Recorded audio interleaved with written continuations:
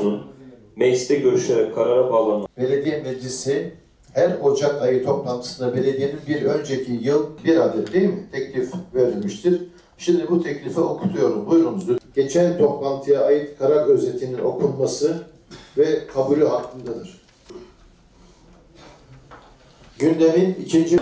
Değerli meclis üyelerimiz ve bizleri şu anda sosyal medya ağlarımız üzerinden canlı olarak izleyen değerli hemşehrilerimiz.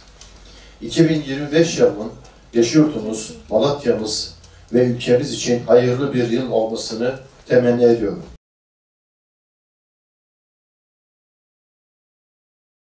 Yeşilyurt Belediyesi Meclis Başkanlığı'na, Denetim Komisyonu üyeliğine meclis üyelerinden 1. Ramazan Yakıcı, 2. Mustafa Güler, 3. Nazım Yıldız, 4. Hurşit Kuşçu, 5. Onur Tümer Ülger üye olarak belirlenmesini arz ederiz. Hasan Atay, Mulla Hasan Kaplan, Ali Palancı, Gülnur Taber. Evet, gizli oylama ile belirlenecek adaylarımız bunlar. Meclis üyelerimiz 2025 yılı Denetim Komisyonu üyeliğine zarfları açıyoruz.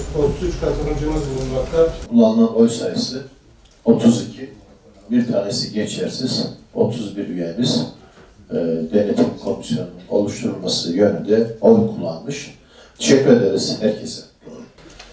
Evet, Denetim Komisyonu'na seçilen meclis üyelerimizi de tebrik eder. Çalışmalarında başarılar dilerim.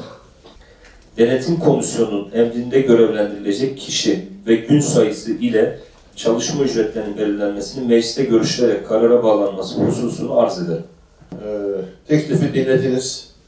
Kabul edenler, evet, oy birliğiyle kabul edilmiştir. Yine spor okulu projemiz var, onu hayata geçiriyoruz. Spor Bakanımız Osman Aşkınbak geldi, şehrimizi ziyaret etti. Spor yarım kalan spor yatırımları vardı depremden sonra. Onları tamamlanması konusunda talimatlar verdi. Bizim Yeşilyurt'umuza da Malatya'mıza toplam 2,5 milyar ödenek ayırdı. İkice'de bir gençlik merkezi kuruyoruz. 1500 metrekare.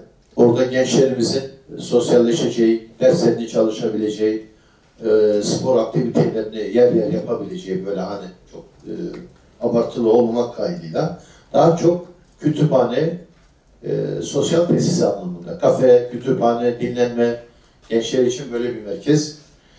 Onu inşallah hayata geçireceğiz 2025 yılında. Şahintepesi Macera Parkı vardı. Onun ismini revize ettik.